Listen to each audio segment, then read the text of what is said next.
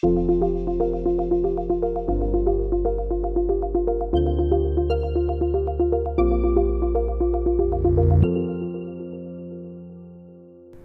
day to everyone who is viewing us on all social media platforms. So we are back again in another session of Boardroom Sessions.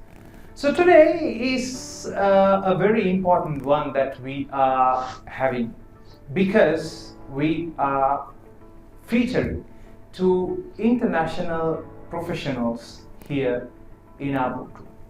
So Andrew Lucas here is with me. He's the president of the Guild Institute of Gemology, and also Ruby Liu. She is the president of the Guild Gem Laboratories. So welcome aboard. Thank you so much. It's a pleasure to be here. Thank you for having us. Great, great. So gem and jewelry industry has been the industry which has been minting money. This is what we have been hearing for a long period of time. But with the new technologies which has been coming into the market, things are changing little by little. My first question towards both of you is how the offline market and the online market, the e-commerce interruption into the business have changed this entire business model of gem and jewelry. Well, I'll address it from a global perspective, and Ruby is much more familiar with the Chinese perspective, and the two are completely different. Yep. Globally, you have a lot of the gem and jewelry industry that are people my age, and we're kind of dinosaurs. We're old school. So globally, e-commerce and technology lagged far behind other industries in the gem and jewelry industry. More of a handshake, more of a face-to-face, Right. more of a personal relationship type of industry. Okay. Now that is changing dramatically now. It really started a lot in retail when you had companies like Blue Nile would offer any size or quality of diamond and have not a wholesale price, but a very, very good retail price. Right. And this hurt a lot of, in America, a lot of traditional brick and mortar retailers. They could not offer that value. They had to adapt. So in that sense, that change started in retail and it started moving into wholesale. And I have to say, China really led the way for the e-commerce, but the world quickly adapted. You will have in Afghanistan right now in Kabul, an Afghan rough dealer on WeChat selling stones to Chinese buyers. Right. So with China being a young industry, it has really led the way, I think, in e-commerce to go at a big level. So all of these things are happening online. These things are happening online today. And I think Ruby can explain more how it works in China. All right. Okay, I wouldn't say e-commerce is interrupt the traditional business. The traditional business grow with e-commerce in China. Absolutely. That's the reality. Before we do this, I did a little research. I give you a number. In 2000, the overall revenue in China of e-commerce is 377 million. RMB, I mean yuan. But in 2020, which is the first year of pandemic, we have 3,721 trillion RMB a year, and it's during pandemic. So for the gem and jewelry industry, the situation is so much more than that. Because in 2000, I would say there is no e-commerce in gem and jewelry industry because it's expensive and complicated product. But now people, I could say, no one can do business without through e-commerce channel.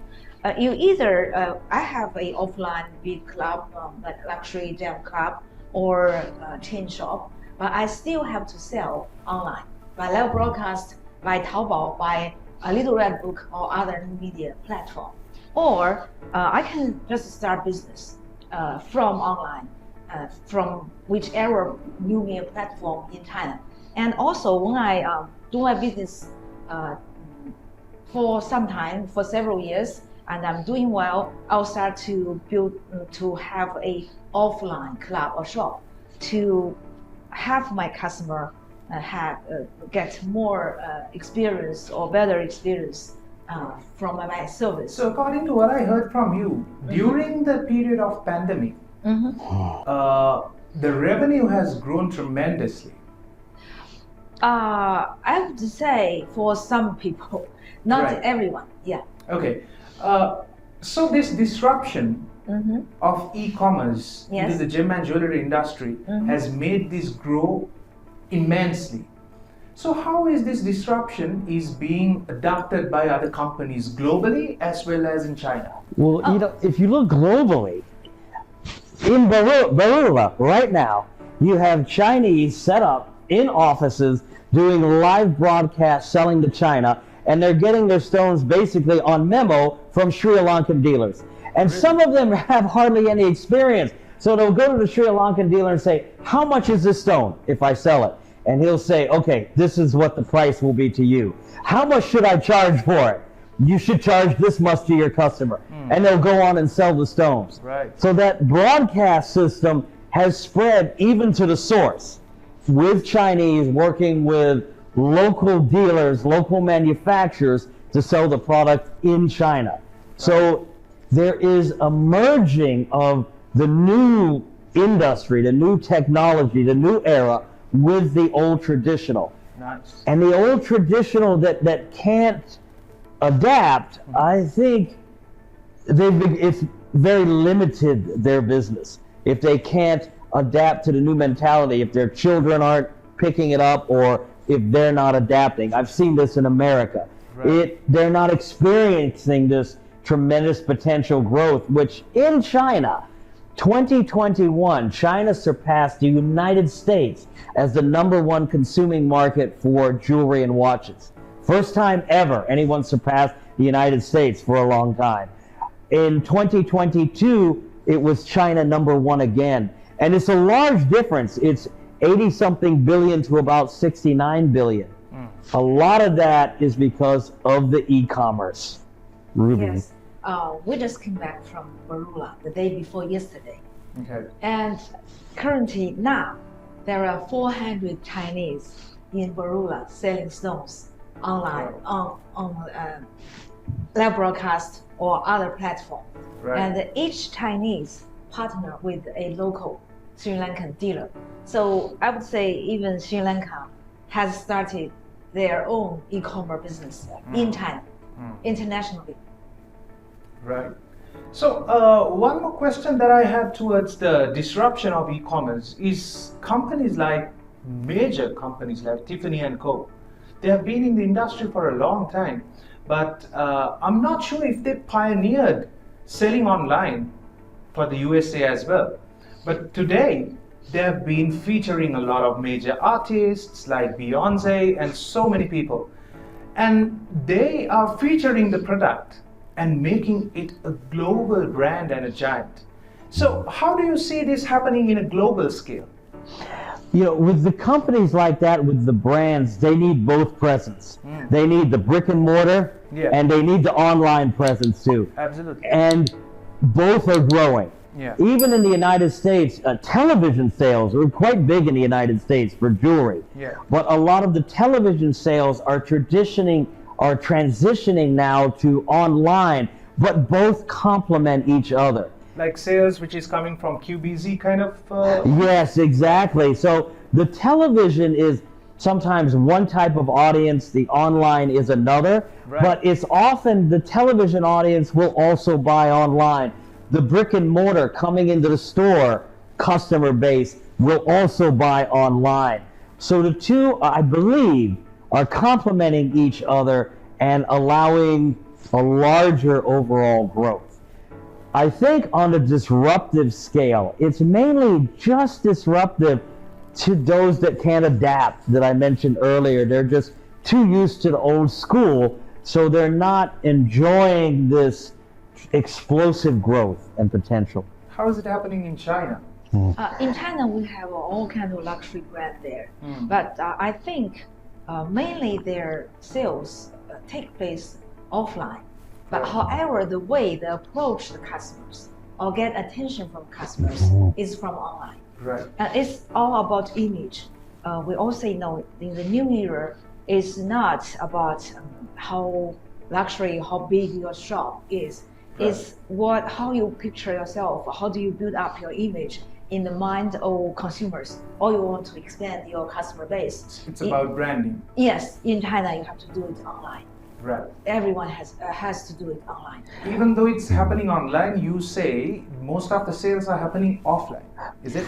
For the expensive stuff. Right. But I also see certain brands, they open their online shops. Right. But what they're selling is their standard product. I'm talking about gem and jewelry industry. It's like a simple ring or a necklace, but not for statement jewelry or for like designers important piece. So for the standards, basics product, they can sell online. So especially during pandemic. Yeah, you brought us to an excellent spot. Mm-hmm. Which is, you're saying some of these jewelries, Mm-hmm. the expensive ones, Yes. are selling offline. Yes. So, which means still there is a problem with security and integrity Mm-hmm. while selling online.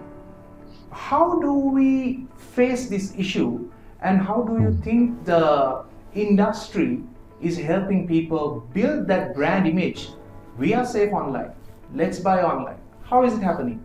Okay. Well, in China, we are very experienced on this. I think Alibaba lead the way. So they build up a credit system for every dealer, every seller on their platform. So if you get any negative comments, first of all, they have a rule. It's like you have to give some deposit to the platform you're trying to do business on. Like you want to do on eBay, you have to put some deposit there. If the platform receive any complaint, they will support the customer. They may probably deduct your deposit and pay the customer first, and then we'll look into what happened. And also they have an online conversation system. You can talk to the seller anytime, and the conversation record was there. And also, if you cannot figure out a solution between you and your customer, the platform will interfere with the whole procedure. And also, if you receive a lot of negatives, and you have, you may be shut down or you have a fine for this. And also, the customer got the favor, the policies favor the customer. Say, I received the thing, I paid, I received the merchandise, I can return it, I can get refund without reason. Right. Without any reason, without any explanation, I just don't like it, I want refund. You have to do it. So there should be a reasonable reason for you to ask for a refund. No. You need no Really, reason. no. You need no reason. Recently, we have a big debate in the industry that one comparatively new platform just has this new policy. He said, you have this merchandise, you pay, and you receive it, but you dislike it, right? And you said, you just press a button and say, I dislike it, I want to return. Then I want a refund. And then you receive the money. You don't have to return the product. So now there is a debate between a lot of small dealers or sellers and the platform. The platform did this to attract more attention, more customer flow to this platform. Right. Because you have customer base, you have everything. Absolutely. And the other thing, it's different than in America. In China, even commercial quality colored gemstones, you cannot sell them without a gemological report. Right. And the information on gemological reports is expanding in the sense of quality assessment. The color, more detail about the color, more detail about the brilliance from the clarity and the cutting. So this is another form of guarantee that the customer is getting what they actually bought. Absolutely, that's amazing. So we are here at the boardroom sessions with Andy and Ruby. So once again coming into the studios, we are talking about the gem and jewelry industry. So, Andy, when we are talking about the global presence and we spoke about the ethics and integrity of the customers as well as the sellers, how do you think the consumer behavior is evolving with the e-commerce trends are coming into the markets? You know, it's interesting. Ruby described a lot in China and a lot about retail, the retail trust. But in the global platform, things, of course, changed in the pandemic. Normally, at a wholesale level, dealer to dealer, really professional to professional. The pandemic has been a game changer for every industry, without it. We meet each other more than other industries. We look at the stone, we talk, we haggle. This was disrupted by the pandemic. Nobody could get together. Yeah. So the old-time dealers that did this, or the dealers that this is the way they do business, they created a new kind of trust. Before it was a handshake, person to person, look at the stone. Now it would be video conference. Right. Not so much a big social media effect, but more just a personal video conference. Show the stone on video, describe it. The dealer says, look, compared to what you usually buy, this is the quality, this is what I see, put it on video. And so instead of a handshake trust, there was a video trust. And then the goods would be shipped for final approval. And usually between professionals, the communication is good enough and it was approved. So this business really took off with your independent stone dealers, which in colored stones is the majority of transactions, with their customers and even new customers coming in. Right. But it doesn't replace the trade show or going into the offices. Now that is coming back very strongly again. So now it's simply another form of enhancement for doing business. But on that wholesale level, especially for more important pieces, there is still that personal relationship and the global supply chain especially. Okay. So in the Chinese market, with the ethics and integrity is in a high level of standard, how is the customer behavior and the consumer behavior, or the consumer behavior, how is it evolving? How do you see this? Okay, I would say in the traditional way do business, it's like personal face-to-face trust. Now, the customer, they want on one perspective, they are spoiled by the no reason refund policy. So they are easy to buy. They're easy, they see something they like, they place the order immediately. If they don't like it, return it. So they are easy, especially young generation. They grow up with the internet. They are so used to buy things from online, and they read the instructions, specifications, and they buy. Not that a hard decision. On another hand, I would say for the more complicated, more expensive stuff, the customer now they do more trust in this individual who is selling to him instead of the brand. So this is how they build their customer base. In the past, we call 10 years a era, a decade. Now, every 3 years, every 2 years is a new era, because the media they're using to do online business evolve so fast.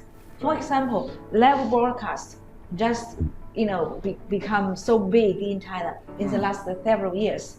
The seller, the broadcaster, they can send for some leading broadcaster, it's easy for them to sell 1 billion, one person a year. Right. So how people will buy from them? They can build up a personal ID. They do short video to introduce themselves, build up their image. Some of them will describe them as educator. For example, I'm selling color stone. I'm not only a dealer. Actually, I'm an educator. I introduce a lot of knowledge. And also, their attitudes is like, well, we are together. I'm with the customers. I'll go to the wholesalers or origin to get best stuff at the best quality and at best price on behalf of my customers. And they even call the customers brothers, sisters. So it's like, okay, everyone is winning. So it's a win-win business. I take your order. You place order to, you tell me what you like, or we have discussion, and I design this. I'll take your order, go to the upstream supplier, and do a negotiation, get the best price for you. Right. So everyone wins. So they have a lot of loyal fans, followers, very loyal to them. Great. They like affection. They have an affection connection between the seller and the buyer. It's right. not that simple like traditional business relationship. Great. So Andy, you're coming from a background which is like from USA, which is more of a free society, where businesses are evolving in a rapid speed. Now, if you take China, it's more of a cultural place. So businesses take time to grow to where it is.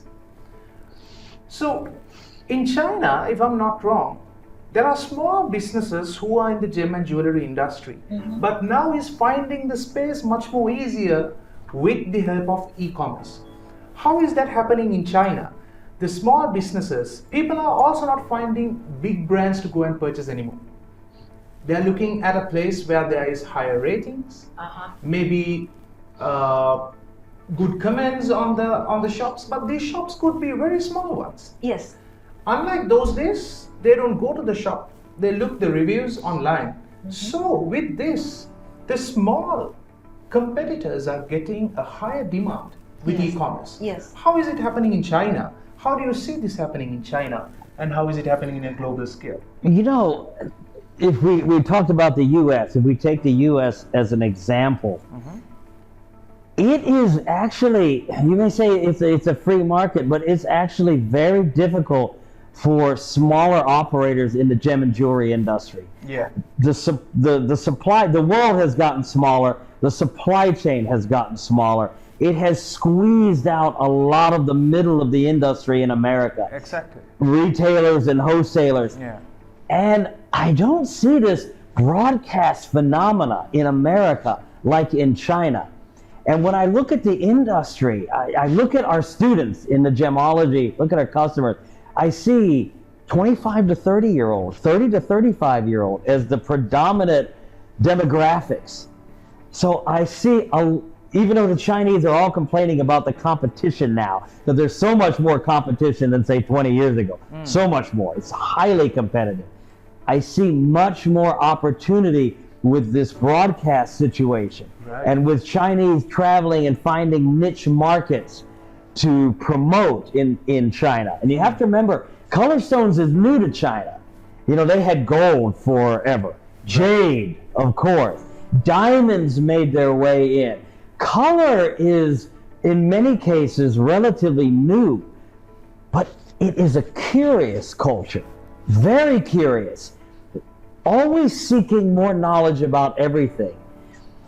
If the story is told right, and the value is convinced for a colored gem, a brand new colored gem like aquamarine in China. Right. It's the biggest market in the world now. Savorite is taking off tremendously in China. Spinel, you would not believe the price of Spinel in China now. So once that story is told, once that value is communicated, once that assurance in value is there, they become all of a sudden the biggest market in the world for that stone. That does not happen in America. There is not that type of curiosity for colored gemstones, for something new like that. Right. So China is the future. China is the opportunity, in my opinion. I talk with other people that have been in the industry 30 years, 40 years, Brazilian friends, Colombian friends. They all see nothing in their lifetime or even in the history they know about is the potential of the China market today, in our opinion. Great. As foreigners. Great. How is e-commerce helping the small vendors in China? Okay, e-commerce is the best thing could ever happen to small business. Absolutely. Yeah, and it's very, for them, you don't need a big capital there. You don't need a tradition. As long as you got exposure, you got attention, you got trust, you got business. Yeah. So it's about a small business could very well grow fast or override the big guys in the past 20 years. Right. So because we are as a lab, Guild Gemology lab, we serve the whole industry. If you look at my top customer list, the top 10, maybe 50 of them did not exist 5 years ago. And the top one just started the business like 5 years ago, and he just grew to the top one sales online. Because it's not only rely on business how many connection you have in the past or how many cash you have. It's about if you're a charming person, if you can communicate with your followers very well, you can build up an image. It's all about building connections, is it? Yes, they learn from you, they buy from you.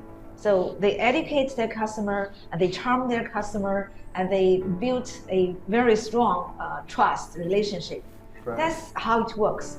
So I talked to a young man just last month, and he said in the new type of business, especially in live broadcast, your supply chain, your capital is important, but more important, you are a charming person and you know what they are doing. You have the knowledge. Great. Andy, let me ask you a different question when it comes to the global scope. Technology and innovation in the gem and jewelry industry.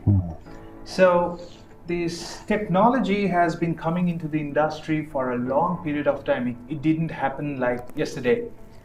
It has been coming into the industry little by little, little by little. So the gem and jewelry industry has been adopting this quite well. What are the new trends you see in the gem and jewelry industry in addition to e-commerce? What are the other technological advancements you see globally? You know, when you look at the gem and jewelry industry, it varies tremendously by product and sector. And if we look at the diamond industry, that has been very strong on technology advancement, especially in the form of diamond rough evaluation, diamond cutting, diamond commerce. You look at trading platforms like IDEX and RapNet. You may have $500 million of diamonds on there in a single day. Right. So you have a lot of this technology that has been growing and is growing in the diamond industry, even technology now for tracing of diamonds, because of the consumers now that are more concerned about your ethical aspects and your green aspects of every product they buy. Even then, the natural diamond industry got caught by surprise a bit by the lab-grown diamond industry and their marketing and their ability to take a significant portion of the industry, of the market. Okay. So in some ways, we're still a bit slow in understanding technology and understanding how we use technology in promotion. In manufacturing for diamonds, it has been quite good. In wholesale trading platforms and retail sales, it has been quite good for diamonds. Colored gemstones is a whole nother world. You know, when you look at diamonds, 80% of the diamonds produced around that is from large-scale mining operations like De Beers might have, or like Alrosa in Russia might have. If you look at colored gemstones, if you look at the number of mines, the number of mines, over 90% are going to be small artisanal scale. By value, it varies per stone, but I would say overall, at least 70% of the colored gemstones by value, I'd say at least, comes from artisanal miners. And it comes from an artisanal miner maybe selling to a Sri Lankan buyer in Tanzania, and then he's cutting it in Sri Lanka, and then selling it possibly to an independent Chinese broadcaster. Or on a large scale, cutting larger numbers of smaller calibrated stones for a big retailer like Chow Tai Fook or Signet globally. But it's still more of a family business. It's still more of a small scale business, from the mining to the manufacturing to the trading, and then going possibly to small scale retail or large scale retail. So colored gemstones is very different. And if you look at the cutting, if you look at other manufacturing, there are machines that are developed that are very similar to the traditional machines, but more precise, faster, but very little use of robotic cutting compared to the diamond industry. Very little use of technology in that aspect. Okay. It's still, a lot of it is up here knowledge. Knowledge that is experience, training, experience, and it's still more of a lower technology industry than, say, diamond or jewelry manufacturing or some of these other aspects. But I'm sure they might be researching and developing on these technologies. There are, I see, advances in robotic cutting Right. that have been very good. Okay. But I also see a guy with a bow on the wheel and a stone, and he's holding it, and he can save 2% more weight doing it that way on an expensive piece. So I see a growth in the technology for color, for online sales and such, and the capture video of the gemstones and color and showing that online, which was led by the diamond industry. But colored gemstones in general is not a high-tech industry still. It is still very, very traditional in a lot of ways in the supply chain, other than, let's say, the broadcast sales or the online sales, which is more to the retail. Right. So, Ruby, with the new technologies which is being evolving in the markets, Yes. in the traditional ways of selling, maybe like business to business or business to consumer, today, the person who is mining itself can take the product Yes. to the consumer. Yes. So direct to consumer Yes. is now a business trend everywhere. Yes. How is it happening in China? How are people looking at this in China? Okay, in China, I'm a little different from Andy. I see like a lot of high technology involved in the whole transaction process, Okay. especially in the transaction end. For example, if you buy stone online, you place the order there, you may find the delivery, the logistic is shockingly fast. And they have the inventory management system in the whole country, and they use software to manage everything. They use drone to deliver. They use robots to manage inventory. Okay. And you can even the conversation. You probably is talking to a robot. Well, when you think you're talking to a person, that's the service end. And also for the whole supply chain, I see technology just cut out middleman. The whole supply chain is shortened big time. Yes, that's like I just mentioned. In Barula, some Chinese are selling directly from the origin to the end customer. Yeah, exactly. No exportation, no importation dealers involved. It's just the supplier, maybe the cutter, to end customer directly. This is how high technology changed the whole business model of this industry. This is a trend, but still, I think important large-scale wholesaler to wholesaler business is still going on, and this is like two different type of business going on in parallel. That's my understanding. Great. Transaction business, the technology has made a big difference in the colored gemstone area, especially retail. The manufacturing, no, not so much. Very little on the manufacturing part. That's part of supply chain. Very little on most of the mining. But one piece of equipment has made a big difference. If you look at the history of gem trading, you had the European buyers crossing the mountains, coming into Central Asia and Asia. The great Arabian traders that had the sea route to Sri Lanka, down to the Middle Eastern markets and then to Europe. The jet airplane, which changed how quickly dealers could get from area to area, and then the cell phone.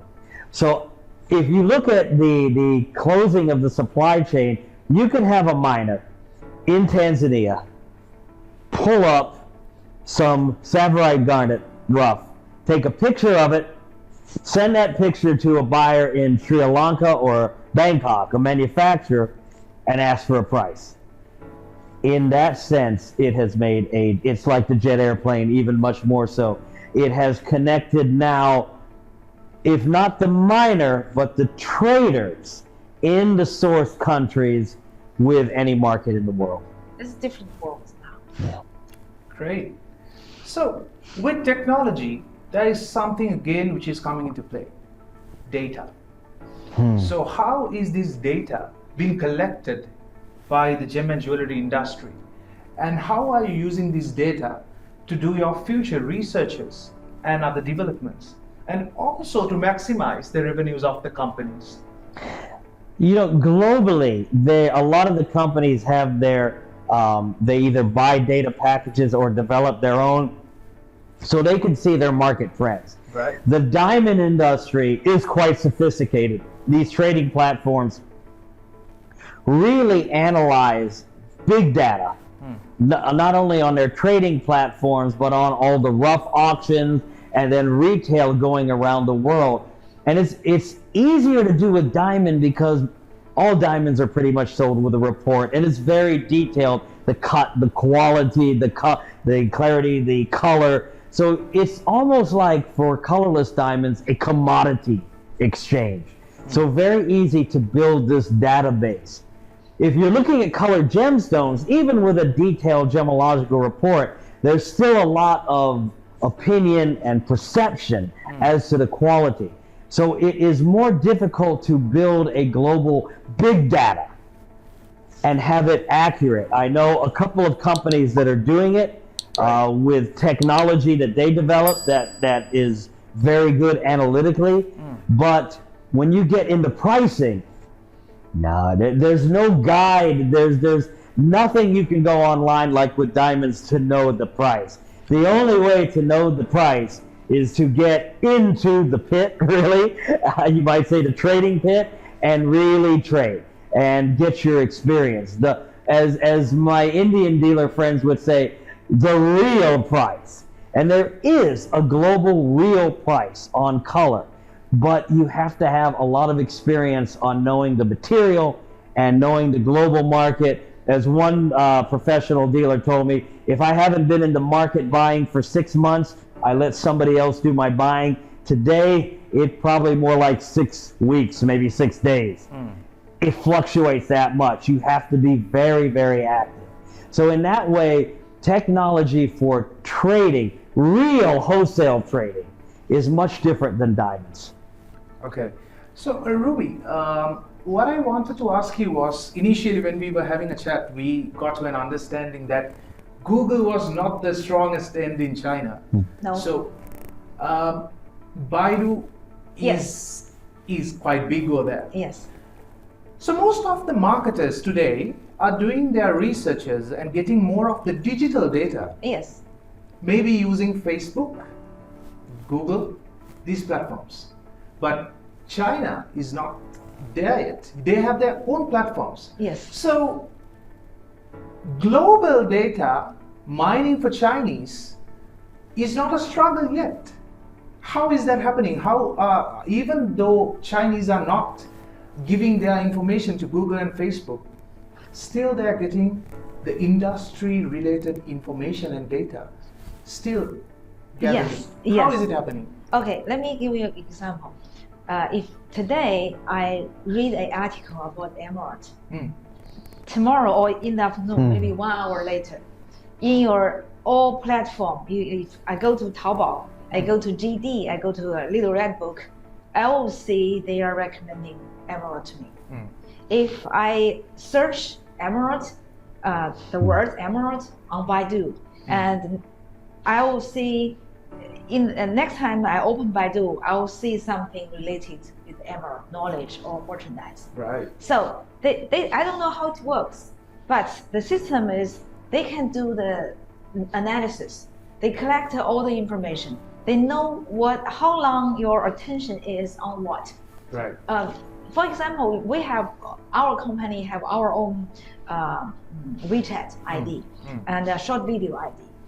I know exactly who came to visit me, spend how long time with which article on what subject, and next time when I do a live broadcast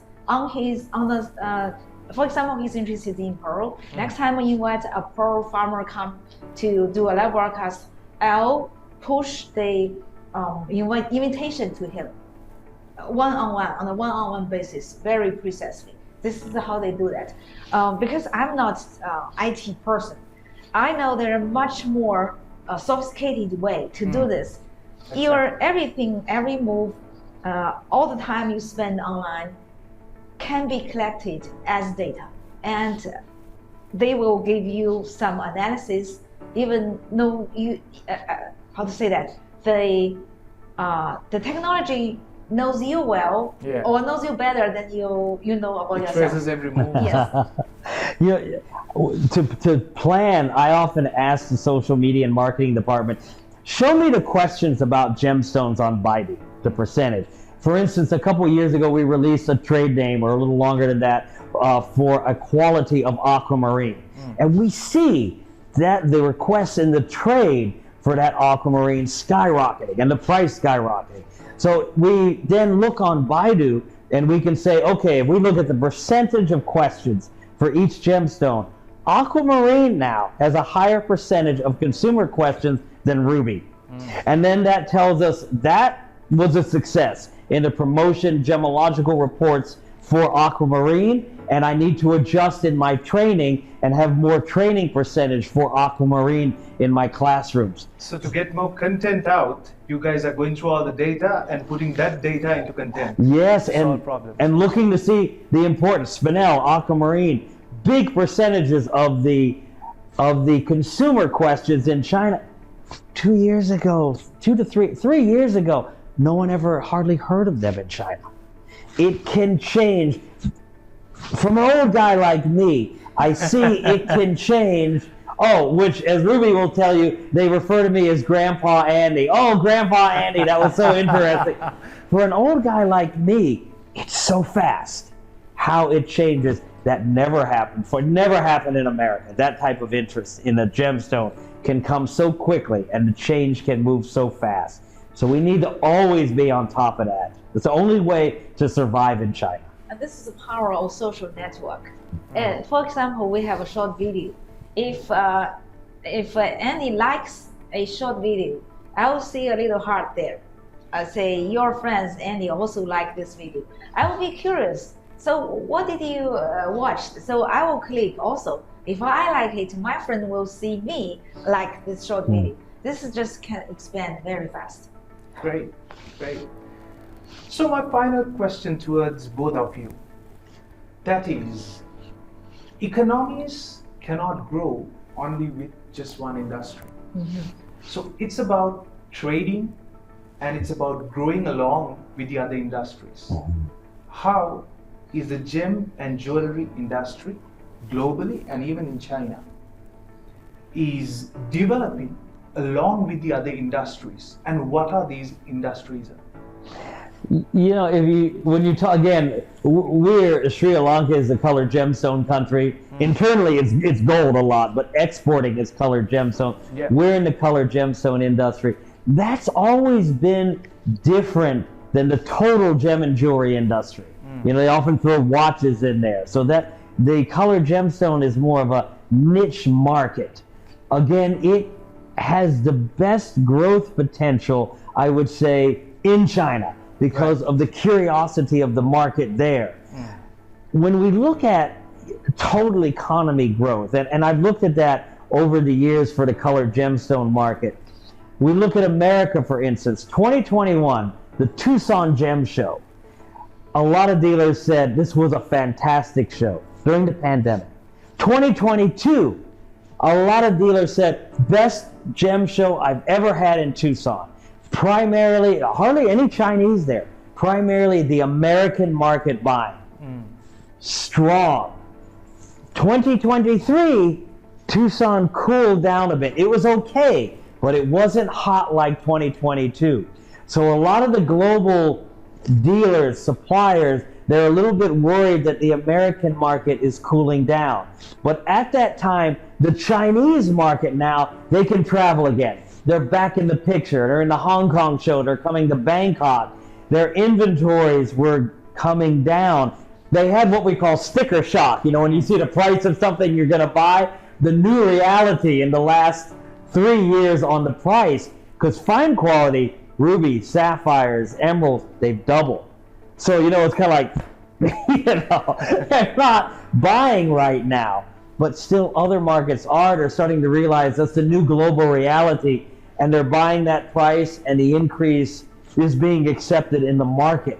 So in that sense, in the global market, more than I've ever seen before, if one group slows down, there are other groups that are still buying.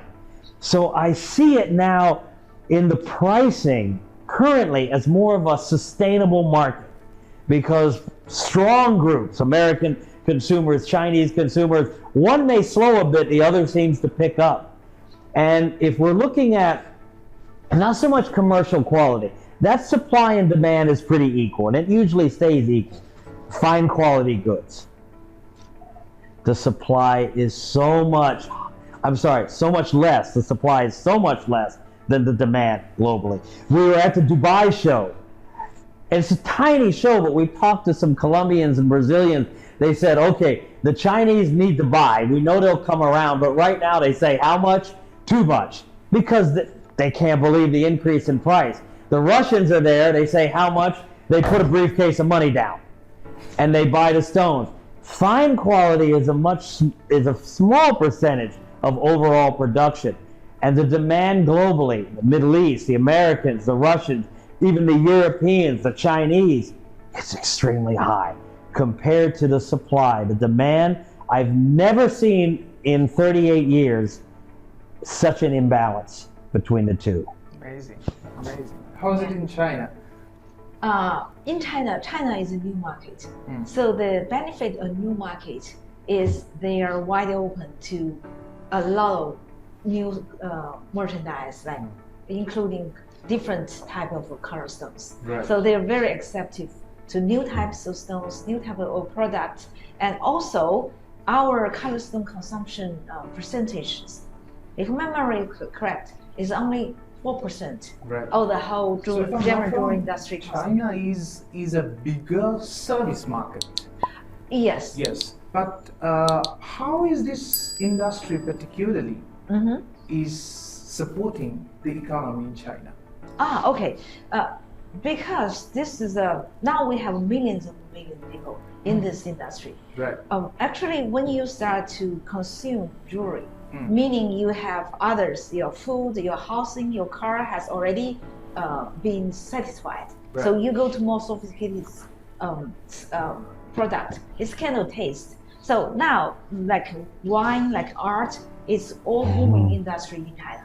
So this is different step of the economy development and different step of the people when their money starts to spend to different type of merchandise. So we give the variety, we give the more possibility of the whole society to development, and the more experts will get in. I do know a lot of people from investment, from even high technology industry, come to gem and jewelry industry because they see new opportunities here. And with those people from outside gem and jewelry industry, they bring more capital, more attention, or enhance the development of the economy and the industry. And you have to remember, okay, gemstones, they're in the luxury product category. Over 1 out of every 3 luxury products sold globally are sold to Chinese. And the estimate is that 2 out of every 3 will be by 2025. So the Chinese market commands the luxury product market. There's no doubt about it. Renault is now the richest man in the world. China has a lot to do with that, the growth of luxury products. This will continue. And the internal consumption in China, the pandemic has helped it grow tremendously. I saw a post on LinkedIn. It was an American complaining, I have so much trouble getting a tourist visa to come to China. Why does your government not make it easy to grow the tourist industry? And a Chinese merchant on LinkedIn posted a video of people at the Great Wall, all Chinese, just shoulder to shoulder. You couldn't move forward, you couldn't move backwards. He goes, look at our tourist sites. Why would we want any more tourists coming into China? The consumption potential in China whether it's tourism, luxury goods, food, whatever the case, is tremendous. With the growth of that middle class, and especially the upper middle class, Chinese have more discretionary incomes. Americans have a tendency to live on debt. Chinese live on cash. So it is a totally different market than the rest of the world. What do you think, Ruby? You know the West and China both very well. Yes. I think it's not only gem and jewelry industry. Every industry is in this place. So we're in a new era with new media as a tool for us to expand the business. And when we do the gem business, we also influence other industry. Yeah. For example, like 2 years ago, Shenzhen had a fashion show, and they came to us say, we see some beautiful color stone inclusion picture from your lab. Can we use that as the design material for our new fabric? And they did it well. It's an excellent show. So it's a kind of lifestyle. Lifestyle involves the wine, jewelry, nice clothes, maybe purse. So it's all connected. You always say for luxury market, it's not. It cannot be isolated. You only consume gem and jewelry, and you don't spend any money on your clothes or your car. So actually, they influence each other. Great. So I would like to thank both of you for coming in with such short notice. I hope that you guys will enjoy the stay in Sri Lanka. So thank you very much, Andy and Ruby, for joining us in the boardroom sessions. So we will meet up in the next sessions very soon. Till then, subscribe us on all channels and we'll keep you posted.